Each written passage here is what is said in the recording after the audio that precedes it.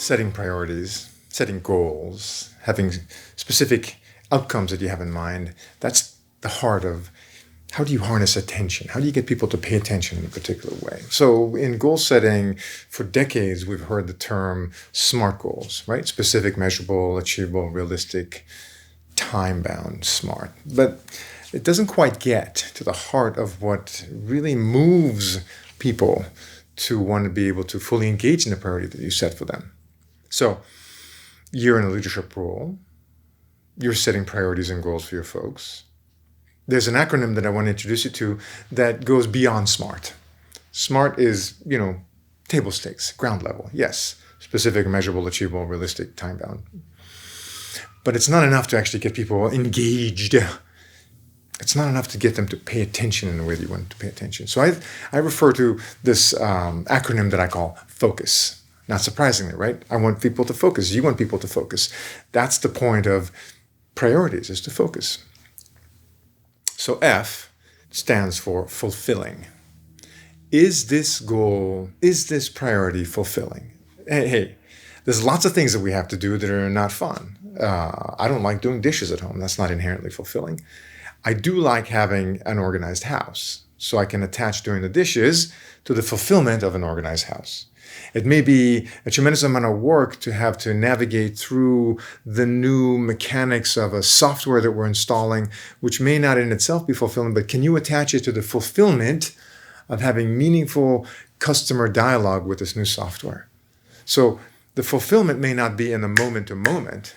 It may be in the longer term, but attach the priority and the goal to something that's fulfilling on a personal and an organizational level. If it's not fulfilling, if it doesn't have energy to it, if it doesn't have a connection to purpose, if it isn't something that lights my spirit and gets me going, I'm going to lose interest. And when I lose interest, I lose focus, I stop paying attention, and I lead to breakdown. So the first of the elements of setting priorities is it fulfilling? The second element then of focus is optimistic. The O stands for optimistic. My daughter actually has a glass of water on her desk in her room where she does her homework and schoolwork. And she has come up with this kind of reminder. That glass of water, she fills it up halfway and she goes, the glass is half full. It's optimistic. I will get through this. I love that she did it. It's not my idea, it's hers. But optimism is a sense of belief in the future that's positive. One of the great mistakes that we make in goal setting is trying to walk away from something. I don't want to do this. I don't want to expend this. We have to stop hemorrhaging money. We have to stop losing customers. We have to stop wasting time. We have to stop having mistakes. All these things those are pessimistic. And while we want to stop these things, what we really want is, what do we want to create? So the O for optimistic is really asking, what is the optimism? What is the desirable, positive outcome that is the focus of our work here? So fulfilling, optimistic. The C in focus stands for challenging. Unbelievable. If it's set too low, we don't care. Human beings are operating on the dimension of challenge. We like to be a little bit challenged. If the priority is too simple, too easy, too low, too achievable, and I'm not challenged, I just don't care. I can't get my energy to flow. If, on the other hand, it's way too challenging, it's hard, it's unbelievable, no one's ever done it, no one's ever successfully done it, I can't believe, now that's the term, I can't believe we'll get it done. If it's too challenging, people are going to burn out and run away. So challenging is this sort of Goldilocks, right? Not too hot, not too cold, just right. The chair can't be too hard or too soft, it's got to be just right.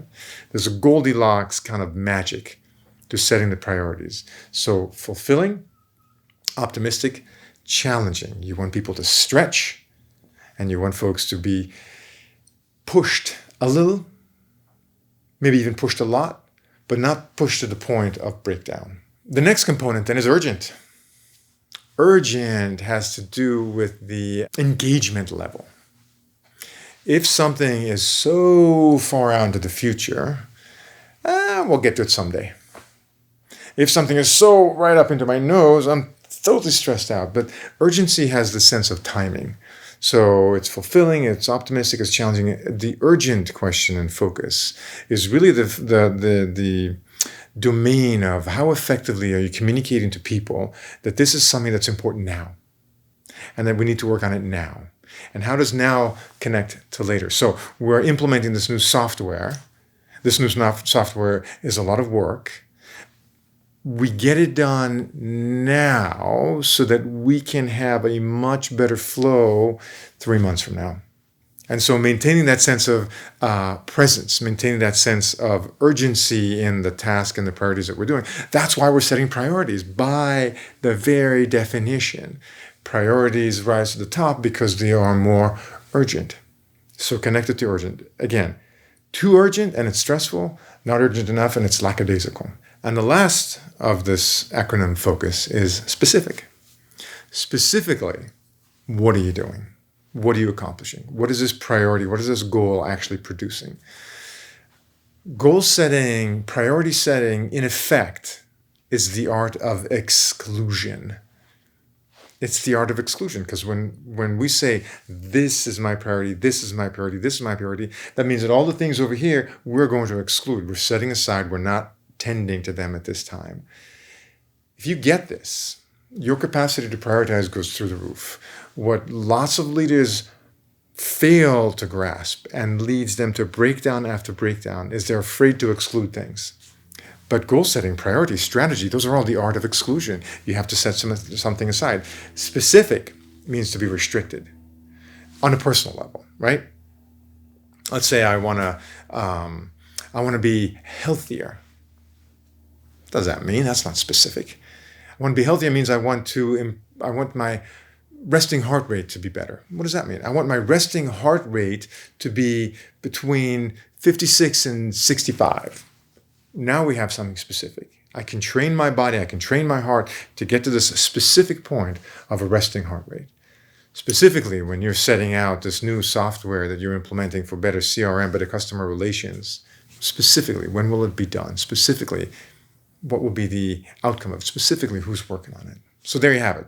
Rather than smart, be focused. You can be smart, you can be focused, or you can be both, but really focus. Is it fulfilling? Is it optimistic? Is it challenging? Is it urgent? And is it specific? You follow these dimensions of it as you're setting priorities for your people, and they will be engaged. And when they're engaged, they're paying attention. And when they're paying attention, they're going to do what needs to be done. And when they do what needs to be done, it's the highest likelihood that you will achieve what you want to achieve.